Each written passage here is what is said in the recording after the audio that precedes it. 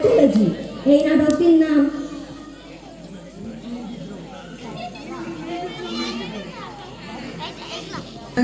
একা একা কোথায় যাচ্ছ?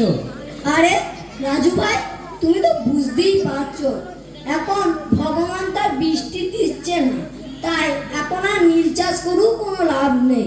তাই চললাম সাহেবের কাছে কিছু ধার চাওয়া যায় তো। আর তুমি কোথায় যাচ্ছ? আমিও তো সাহেবের কাছে চললুম। আর বলো না, ছেলেটা খুব শরীর খারাপ, যদি সাহেবের কাছে 2 টাকা ধার পেতাম। ওই চললুম। আমিও তো চললাম, চলো একসঙ্গেই যাই।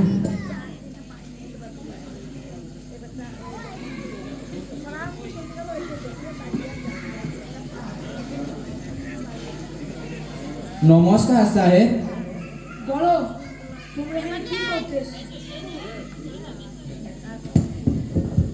বলো, তোমরা এখানে কি করতে এসছো? সাহেব মশাই, কিছু টাকা ধার পাওয়া যাবে? টাকা আমি ধার দেবো, তবে তোমাদেরকে একটা কাজ করতে হবে।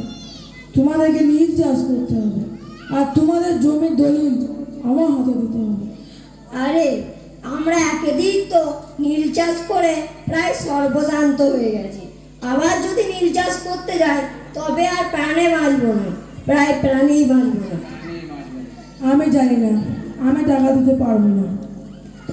আরে সাহেব, আমাদের এখন খুবই টাকার দরকার, এই নিন আমাদের জমির দলিল। সব বোগা চাষা, তোমরা তোমাদের জমির দলিলও পাবে না, টাকা ধারও পাবে না। সাহেব বেশ, আমরা চললাম।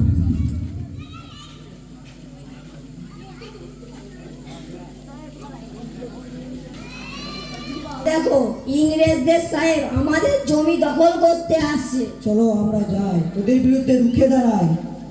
আমরা আমাদের জমি আপনাকে নিতে দেবো না, তাহলে রক্ত গঙ্গা বই দেবো।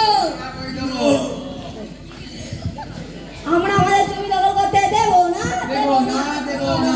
নীল চাষ করবো না, করবো না, করব না, করব না। আমাদের জমি আমরা দখল করতে দেব না, দেব না, দেব না, দেব না। নীল চাষ করবো না, করবো না। করব না।